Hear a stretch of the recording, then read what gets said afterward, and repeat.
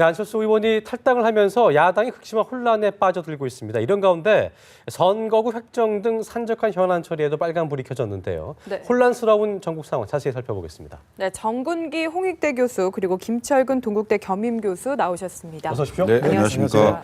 조금 전에 박효준 기자 국회 연결 때도 함께 들어보셨지만 당정이 이제 경제 활성화와 노동개혁법 처리를 연내해야 되는데 이게 지난 주말에 안철수 의원이 탈당을 하면서 야권이 좀 더 복잡해지고 있습니다. 이런 부분 때문에 연내 처리가 가능하겠느냐 이런 우려의 목소리가 나오고 있거든요. 먼저 두 분의 의견부터 들어보겠습니다. 먼저 예, 우선 뭐 탈당 이전에 여러 법 논란이 있는 법에 대해서 여야가 합의가 완전히 안 됐습니다. 네네. 여기에 대해서 이제 그 곤란을 겪고 있는 상황에서 탈당 사태가 벌어져가지고 엎친 데 덮친 된 그렇죠. 거죠. 예. 그 걷잡을 수 없는 상황으로 대통령하고 청와대만 지금 답답하게 생겼는데 그렇습니다. 오죽하면 대통령이 빨리 처리해달라 했는데 가장 쟁점이 되는 게 그거죠. 지금 청와대는 그 경제 활성화법 그 중에서 서비스 발전 기본법인데 예. 여기 이제 보건 의료 분야를 포함시켜 가지고 뭔가 좀 경제를 일으켜 보겠다는 건데 야당은 여기에 대해서는 부정적이고 그다음에 그 노동법 있죠. 노동법에 대해서는 또 의견이 있고 이런 과정에서 정의화 국회의장의 직권 상정만이 가능합니다. 지금 선진화법이 있기 때문에. 네네. 그래서 지금 여당에서는 요 쟁점 법안을 아예 그냥 정의화 국회의장이 비상사태를 관조해서 직권 상정해달라 이런 상태가 돼 있는 거죠. 그렇군요. 예. 연내 처리 가능할까요? 쉽지 않을 것 같습니다. 네네. 앞서 설명을 했습니다만은 그 여당 지도부, 원내 지도부가 정의화 의장을 찾아가서 예.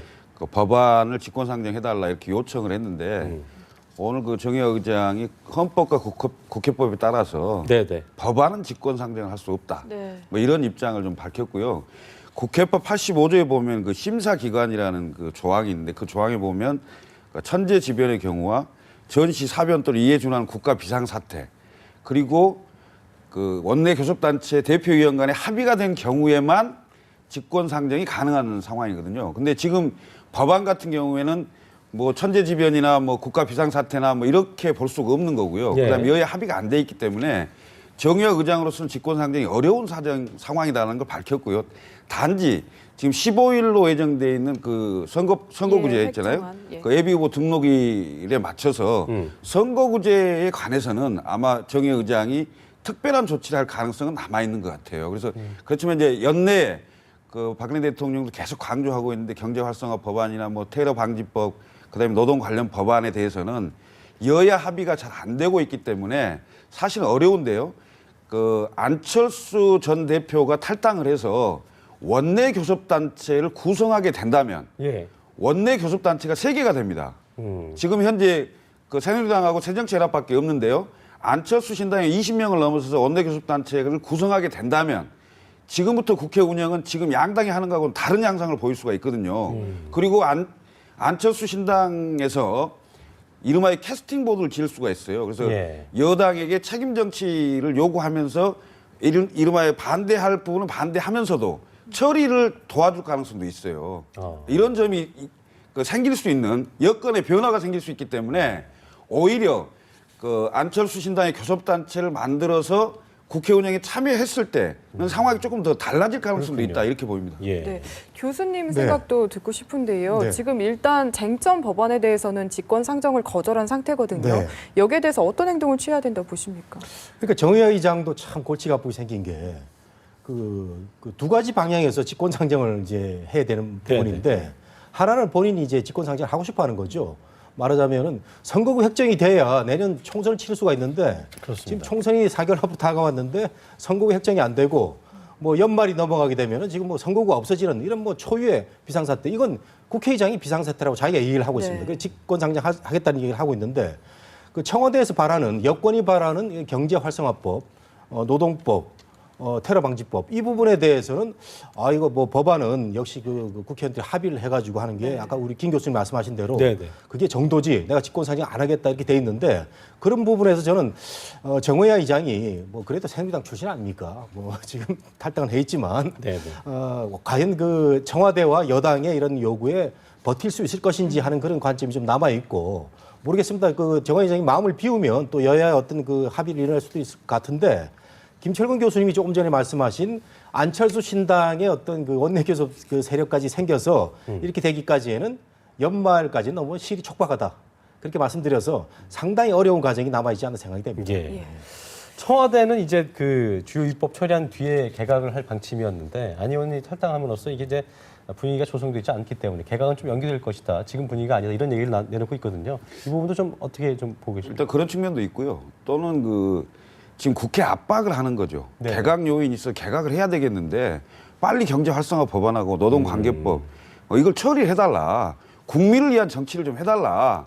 그리고 이거 처리가 되고 나면 예. 그다음에 후속 조치로 개각을 하겠다. 뭐 이런 압박용으로 좀 사용하고 있는 게 아닌가 이런 생각이 좀 들어요. 사실은 안철수 전 대표가 야당 그 뭐 탈당하고 안 하고가 뭐 이렇게 개각하고 크게 연관되는 건 아니거든 사실은요. 근데 그런 부분인 것 같고요. 오히려 이제 이런 상황이 좀 더 진행되면 그 개각을 함으로 인해서 완전히 분위기 자체를 좀 국면 전환할 수 있는 이런 걸 좀 생각하고 있는 거거든요. 사실 노동관계법이나 경제활성화법이 처리가 굉장히 어렵고 특히 노동관계법 같은 경우는 대규모 시위도 일어나고 반대가 많지 않습니까? 이런 부분을 개각을 통해서 딱 국면 전환을 좀 해야 되겠는데 이게 처리가 안 된 상황에서 개각을 해버린다? 그러고 나중에 이게 처리가 또 안 된다? 이런 부분에 대한 우려를 하고 있는 것 같아요. 근데 저는 좀 이런 생각이 좀 듭니다. 이게 대통령도 여러 번 이제 말씀하셨는데 뭐 1537일인가 뭐 국회 경제활성화법안을 안 해줬다 그렇게 얘기하는데 네네. 사실은 그동안 정부 여당에서 뭐 했냐 이거죠. 국회에다 제출만 해놓고 그걸 통과시키려고 노력을 과연 얼마나 했느냐. 야당 설득은 얼마나 했느냐 이거죠. 근데 이제 와서 19대 국회 마지막이 다 돼가는데 거의 선거 앞두고 야당이 통과를 안 시켜줘서 발목 잡기를 해서 우리가 이걸 못하고 있다. 이렇게 해서 거의 국회 심판과 야당 심판론으로 지금 선거 전략의 일환으로 지금 이런 얘기를 많이 하고 있는 게 아니냐. 이런 의구심도 들어요. 정 교수님은 동의를 하시는지? 예, 뭐 야당만 그 압박하는 게 아니고 박근혜 대통령은 본인이 또 임기 동안에 업적을 쌓아가지고 평가를 받아야 되는데 이게 안 되니까 오늘도 이렇게 그 여러 가지 얘기를 하고 있고 여당한테 더 압박을 하는 것 같아요. 저는 여당 지도부가 그 청와대에 대해서는 지금 상당한 스트레스를 느끼는 게 아닌가 싶을 정도로 여당도 압박을 받는 것 같습니다. 예. 사실은 그 노동법 같은 경우는 말이죠. 그 노사정이 합의를 했잖아요. 그 사회적 기구에서 합의기구에서 합의를 해가지고 그 넘긴 건데 국회에 넘긴 건데 야당이 특별히 반대할 일이 없습니다. 예. 다만 노동계 일각 참여를 하지 않았던 민주노총이 좀 반대를 하고 이번에 뭐 시위도 하고 그 과격 시위를 했지만 뭐 야당이 특별히 반대할 일은 없고요. 그 다음에 그 서비스 발전 기본법에 보건의료의 공공성 문제 때문에 이거 포함되면 안 된다고 하는데 이것도 좀 더 그 정교하게 좀 그 조율을 해가지고 충분히 저는 그 우리나라 지금 경제가 침체돼 있잖아요. 2% 야당이 항상 나와서 하는 말이 아니 이게 박근혜 정부 뭐 하는 거냐. 지금 성장률 1%대에 뭐 지금 경기 침체되고 하는 얘기인데 발목을 잡은 사람은 누군가라는 걸 생각을 해봐야 됩니다. 그렇기 때문에 보건의료의 공공성 때문에 이런 그 서비스 발전 기본법 전체를 그 발목을 잡는 모양새는 저는 그 상당히 부정적으로 느껴지거든요. 예. 그렇다면은 여야가 정말 그 대승적으로 그 일을 할 걸 하고 왜냐하면 이거 제대로 안 하면 입법부에 대한 총체적인 불신으로 이어집니다. 이걸 이제 박근혜 대통령이 알고 있거든요. 박근혜 대통령이 국회에 오래 있었기 때문에 국민들의 정서를 누구보다도 잘 아는 그런 대통령입니다. 그렇기 때문에 이렇게 압박을 하는 건데 네. 그 대통령한테 한번 일할 기회 주고 그다음에 일할 거 자기들이 일 처리한 다음에 깔끔하게 내년 총선 나가는 이런 자세가 필요할 것 같아요. 예. 네. 안철수 의원이 탈당을 함으로써 이슈를 싹 빨아들이는 그런 분위기여서 이런 부분 참 신경을 써야 될 것 같은데 정의화 의장이 내일까지 이제 협상 그거 아까 선거국장 마무리 안 되면 특단의 조치를 하겠다. 예, 과연 특단의 조치가 어떤 것일지에도 관심이 쏠리고 있는데 어떤 조치가 좀 있을 수 있다고 일단 보십니까? 특단의 조치는 아까도 이제 직권상정 그 요건을 말씀드렸는데 네. 국회법 85제에 의하면 천재지변과 전시, 국가 비상사태의 경우 그다음에 여야 원내대표가 합의했을 경우에는 직권상정을 할 수 있는 상황인데요. 지금 현재의 상황, 선거구제가 정해지지 않은 상황이 된다면 네, 네. 헌재가 올해 12월 31일까지 선거구제를 확정하도록 돼 있어요. 만약 그 기간 내에 확정하지 못한 상황이 되면 예. 선거구제가 사라집니다. 사라지면 15일 날 예를 들어서 예비후보를 등록을 하지 않습니까? 네네. 예비후보를 등록을 하면 이게 사전 선거운동을 할 수가 있는 상황이 되는데 그 사무실도 없고 그다음에 후원회도 개설하고 뭐 이렇게 여러 네, 조치들을 그렇죠. 합니다. 그리고 15일부터 31일까지 했는데 31일 날 그게 결정이 안 돼 버린다. 그러면 선거구제가 없어집니다. 그리고 예비후보 자격이 박탈. 무효가 됩니다. 아, 그럼 다시 무효가 되는 상황이 돼서 후원회로 그 모금했던 후원금 있지 않습니까? 예. 그 후원금 국고에 그 귀속이 되는 거고요. 그 다음에 선거 사무실 차렸던 거 있지 않습니까? 그건 다 폐쇄해야 되고 뭐 이런 그야말로 국가 혼란 사태가 오는 거죠. 그 4월 13일 날 총선을 제대로 치를 수 있을 것인가? 이게 의심스러울 정도로 국가가 선거 관리를 할 수 있느냐? 이런 국가 비상사태에 준하는 이런 게 올 수 있다라고 정의화 의장은 지금 생각을 하고 있어요. 그래서 국회 정치개혁특위에서 합의안이 안 되면 지금 주요하게 얘기되는 게 두 가지 안입니다. 현행 지역구 246개에 비례대표 54개 그 안대로 선거구제를 만들어서 본회의에 올리는 안. 그다음에 여야가 잠정적으로 합의한 부분이 있습니다. 예. 지역구를 조금 늘리고 비례를 좀 줄여서 그러니까 지역구를 253개로 하고 비례대표를 47개로 해서 이 안으로 만들어갖고 이 두 개 안을 정의혁 의장이 직권 상정할 가능성도 배제할 수 없는 상황이죠. 그래서 본회의에 올려놓고 그걸 본회의에서 토론하고 본회의에서 결정하는 방식도 배제할 수 없는 그러니까 불가피한 조치가 지금 꼭 필요한 상황입니다. 그렇지 않으면 대혼란이 예상되거든요. 어쨌든 그 선거 획정안 직권 상정은 좀 불가피해 보이는 상황이다라고 좀 볼 수 있겠네요. 예, 불가피할 수밖에 없는 게 여당도 사실은 국회의장과 그 인식을 같이 하고 있습니다. 예. 지금 합의가 안 되는 게 뭐냐면 뭐 연동형 비례대표제라고 좀 복잡한데 야당이 조금 유리하게 비례대표제를 새로 고쳐가지고 그 제3당에도 의석이 많이 가도록 하는 이런 걸 이제 야당이 줄기차게 요구하고 있고 여당은 이거 못 받겠다 하고 있는 거거든요.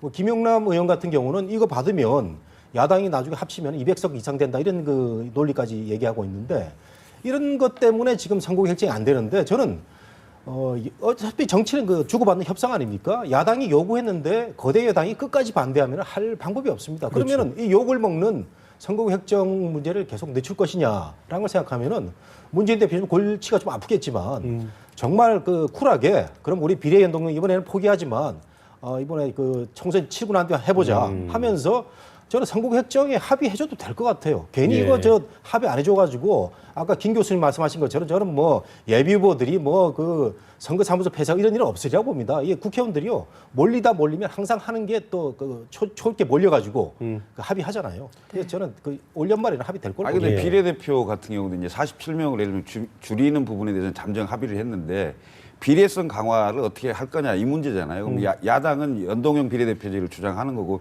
여당은 그랬을 경우에는 과반 의석이 깨질 가능성이 있기 때문에 못하겠다 이런 주장이거든요. 그러면 지금 현재의 선거구제보다 한 걸음 더 진전된 선거구제로 가면 거기에 좀 만족하는 선을 좀 찾아야 될 거 아니냐 이런 생각이 드는데 그게 지금 우리가 없는 게 석패율 제도입니다. 네. 석패율 제도하고 권역별 비례를 도입을 하되 지금 연동형이 아닌 그 득표 비율에 따른 그 배분 있지 않습니까? 그 정도만 가도 그 정도는 제가 보기에는 여당은 받아줄 가능성이 있어요. 그러면 여당이 받아주면서도 지금보다는 진일보하고 그러니까 지역구들을 좀 완화시킬 수 있는 이런 좀 장점들을 찾아서 합의를 해간다면 어떻게 혁명하는 상황도 아니고 이거 어떻게 한꺼번에 바꿀 수가 있겠습니까?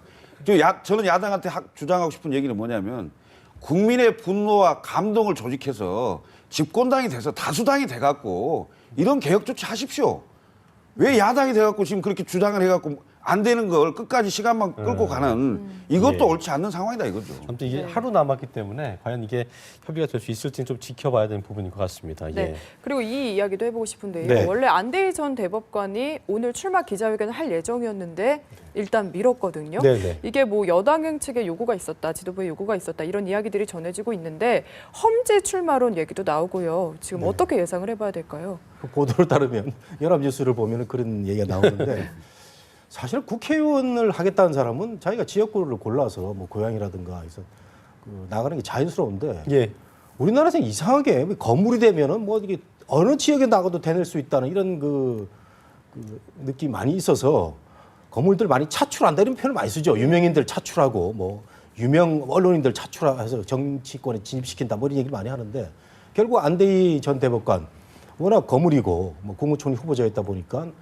뭐 여당으로서 볼 때 굉장히 뭐 귀중한 그 자원이죠. 이 귀중한 자원을 PK 부산에 그 쉬운 데서 할 게 아니고 험지에 나가라는 얘기가 김무성 대표도 안대희 전 대법관 면담에서 했다고 그랬고 그다음에 그 서울에 있는 김성태, 김용태 이런 의원들이 하고 있다고 하는데 근데 저는 이 험지 출마론 얘기하는 분들은 본인 지역부터 먼저 신경 써야 되지 않을까 싶은데 이렇게 한가한 얘기를 어떻게 보면 이게 사실 그럴 듯해 보입니다. 아주 유명한 인사들은 아무 데도 나가도 된다는 이런 식의 그 그러니까요. 험지 차출론인데 네. 저는 우리나라도 이제 좀 선진화돼서 미국 국회의원들이 뭐 누가 어디 나가라는데 나갑니까? 자기가 골라가지고 캘리포니아에서 한 사람은 영원히 캘리포니아에서 하는데 이런 부분은 글쎄 앞으로 어떻게 돼야 될지. 근데 또 이제 그 닥치면요. 2월달, 3월달 되면 험지 차출론 이게 또 탄력을 받아가지고 많은 분들이 자의반 타의반으로 중요 선거구에 나와가지고 빅매치가 붙게 되는 언론도 좋아합니다. 네. 그래서 언론도 박수를 치면서 이렇게 빅매치를 붙이는데 과연 이게 뭐 선진 정치에는 바람직한 건지는 지금 좀, 정 교수님 말 들어보면 어떻게 보면 이게 본인들 이익을 위해서 하는 거잖아요. 그렇다 보면 지역 국민들은 이게 나를 위해 우리들을 위해서 해줘야지 뭐냐라고 생각한다면 기분이 안 좋을 수도 있거든요. 근데 이제 2, 3월이 되면 또 험지 차출론이 나올 수 있다라고 했는데 험지 차출론, 그러니까 험지 출마론이라는 것이 어떤 그 이득이 있는 것이고 어떤 개념인가 좀 설명을 해주시죠.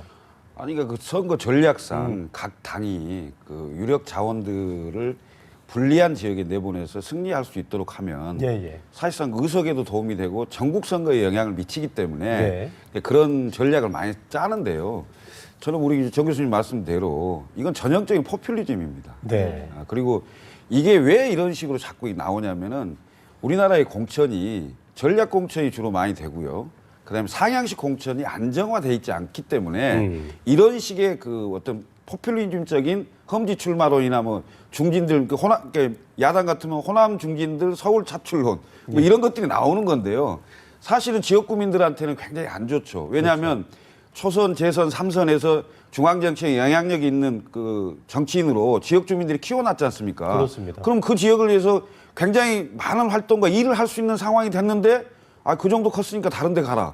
뭐 이렇게 해버리면 그 지역 주민들은 뭐가 되겠습니까? 이제 이 안대희 전 대법관 같은 경우는 이런 점이 좀 있는 것 같아요. 지금 이분은 이제 국회의원 안 해보신 분이기 때문에 당의 이제 전략에 따라서 할 수 있는 것 같은데 최근에 이제 수도권에 출마를 좀 많이 해달라 유명 인사들 새누리당이 그렇게 하는 것 같은데 안대희 대법관이 지금 부산 출마를 좀 유보시키고 서울로 갈 수도 있는 거 아니냐 이런 얘기는 최근에 안철수 전 대표의 탈당과도 일정 부분 연관이 있을 수 있다고 봐요. 왜냐하면 새누리당이 야권이 분열이 되면 상대적으로 수도권에서 당선될 가능성이 높은 거 아니냐. 이랬을 때는 수도권에 비록 지금은 좀 불리하지만 야당의 현역 의원이 있는 지역에 나가더라도 당선될 가능성이 상대적으로 높아진 거 아니냐. 뭐 이런 기대감이 있는 걸로 좀 보입니다. 네, 알겠습니다.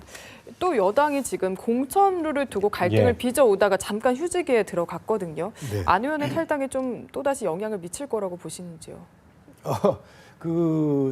안 의원의 탈당은 저는 공천 룰과도 매우 밀접한 관련이 있다고 봅니다. 왜냐하면은 결국은 안철수 신당 세력하고 새정치민주연합하고는 이제 그 쇄신, 혁신의 경쟁에 돌입하는 거거든요. 그러면 그 둘만 보고 여당이 가만히 있을 수가 없습니다. 네. 그렇게 되면 새누리당도 역시 그 쇄신을 해야 되는데 그렇죠. 가장 지금 그 급하게 해야 될 일이 이제 공천 룰 작업 아니겠습니까? 근데 이것 가지고 계속 비박 친박 간에 뭐 5대5 뭐 어떤 뭐 기준을 바꾸자 뭐 높이자 말자 이러고 있는데 국민들한테는 굉장히 부정적으로 다가올 수 있다 이런 생각이 들고요. 그리고 조금 전에 우리 그 김 교수님 말씀하신 대로 전략 공천과 관련된 험지 출마 이런 것도 굉장히 어떻게 보면 구태연합니다. 저는 험지 출마와 관련돼서 가장 그 자발적으로 한 분이 노무현 전 대통령이거든요. 노무현 전 대통령 스스로 내가 나의 평가를 받기 위해서 지역에 머무르지 않고 종로에서 평가를 받겠다 해서 스스로 그 평가를 받았고 또 그 PK 지역에 야당으로서 들어가서 두 번이나 떨어지면서 그런 아주 그 험지 출마를 자발적으로 한 분인데 노무현 전 대통령을 제외하면은 중구의 그 정세균 의원 정도가 험지에 나가서 성공한 정도고 나머지는 뭐 그 험지에 들어가서 성공한 분도 있고 실패한 분도 있는데 지역 주민의 그 의사와는 상관없는 그 전국 구형 유명 스타 정치인을 계속 이렇게 돌려가면서 그 공천을 해야 되느냐 이런 문제 때문에 저는 이번 그 새누리당이나 새정치연합 공천에서는 이 험지 출마가 너무 유행병처럼 번져서는 안 되겠다는 생각을 좀 갖고 있고 그 새누리당의 공천 작업도 안철수 신당 움직임과 관련해서 좀 더 개혁적이고 상향식 공천을 하겠다고 그랬으니까 거기에 걸맞는 정신으로 공천 작업을 해줬으면 좋겠습니다. 포퓰리즘은 안 되고 지역 국민들 진짜 유의하는 마음이 필요하겠죠. 자, 마지막 질문 들어보겠습니다. 안철수 의원 뭐 그 어떤 지금 최근에 뭐 지난 주말이었습니다. 전국에 핵으로 부상을 했는데 제3정당 뭐 피할 수 없는 부분인 것 같습니다. 일단 두 분의 일단 어떻게 구성이 될 것이고 또 원내 교섭단체 구성도 가능할 것인지 어떤 그 파급력들을 좀 끝으로 짚어보겠습니다. 먼저 정 교수님 말씀해 주시죠. 예. 그 얼마나 따라 나가느냐 그거 역시 가지는 네네. 거 아니겠습니까 우리가? 근데 보면은 좀 문병호 의원만이 나간다 하고 공개적으로 지금 인터뷰까지 하고 있고 예. 황주홍, 유성엽 이런 분들이 있는데 또 어떤 분들은 그 주승용 의원 같은 분들은 내가 공천 과정까지 다 지나고 난 다음에 그 결과 상관없이 공천 작업을 내가 지켜보고 그때 결정하겠다 하는 거는 아직도 제가 보기에는 좀 미련이 있는 걸로 보이는데 예, 예. 그래서 얼마나 나갈지에 따라서 안철수의 새가 불리는 제가 보기에는 한 뭐 탈당 규모. 예, 예. 탈당 규모가 한 10여 명 정도가 되면은 뭐 성공이라고 보고요. 총선이 다가올수록 공천 탈락자들이 많이 생기거든요. 예, 예. 여기서 이제 소위 말하는 정치권에서 이삭sup기라고 하는데 음. 좋은 이삭을 많이 주워가지고 총선 결과에서 그 20석 이상 원내 교섭 단체를 확보한다면 굉장히 성공으로 보이고요. 예. 이 올 연말까지도 적어도 뭐 한 5, 6명 선에서 그친다면은 굉장히 힘든 과정이 될 수도 있다 이렇게 보입니다. 탈당 규모가 적다면 새 결집이 어렵기 때문에 안철수 의원 입장에서도 좀 리스크가 있어 보이지 않나 싶은데 이 부분 어떻게 좀 볼 수 있을까요? 꼭 그렇지는 않다고 저는 그렇습니다. 보입니다. 그러니까 지금 안철수 전 대표가 결행을 하게 된 가장 근본적인 큰 이유는 요동치는 호남 민심이 있다고 저는 생각을 합니다. 예. 네네네. 왜냐하면 호남 민심이 새정치연합과 문재인 대표에 대한 지지도가 높았다면 결코 이런 일을 할 수가 없는 상황이죠. 근데 새정치연합에 대한 지지도가 상당히 많이 내려가 있고 특히 이제 문재인 대표에 대한 그 대선 후보 지지도도 역대 어느 야당 대표나 야당 지도자보다 훨씬 낮은 상황이거든요. 그래서 그리고 이 상황이 다시 회복될 가능성이 있느냐라고 네네. 봤을 때 회복될 가능성이 그렇게 많지 않다라는 생각이 있었기 때문에 아마 안철수 전 대표가 결행을 했고 그 두 번의 기자회견 이후에 호남 쪽에 그 안철수 전 대표에 대한 지지도가 상당히 많이 상승하는 이런 걸 보이고 있거든요. 그래서 앞으로 7일에서 한 10일 정도, 그러니까 다음 주에 나올 그 전국 여론조사하고 특히 이제 호남 지역의 여론조사가 신당의 초반기 대세를 잡는데 거의 판가름이 날 것 같아요. 예를 들면 여기서 상당히 지지도가 높은 상황이 나온다. 이러면 그 탈당을 하는 의원들이 상당히 많을 가능성이 높고요. 네. 그리고 전국적인 지지도가 급속하게 올라가는 상황이 된다. 예. 그러면 수도권 의원들조차도 상당히 많이 흔들릴 가능성이 있다. 그래서 제가 보기에는 적어도 20명은 넘을 가능성이 있고요. 그러니까 지금 이제 김한길 전 대표를 비롯한 그 계보 있지 않습니까? 그게 대략 한 언론에 나온 거에 의하면 한 15명 내외인데요. 네네네. 이분들이 이제 집단적으로 어떤 생각을 할 거냐. 이분들이 만약에 결행을 하게 된다면 쉽게 교섭단체를 넘을 가능성이 있죠. 네, 일단 초반에는 다음 주까지 지켜봐야 될 것 같네요. 그렇습니다. 네, 지금까지 두 분 정군기 홍익대 교수 그리고 김철근 동국대 겸임교수와 함께했습니다. 감사합니다. 고맙습니다.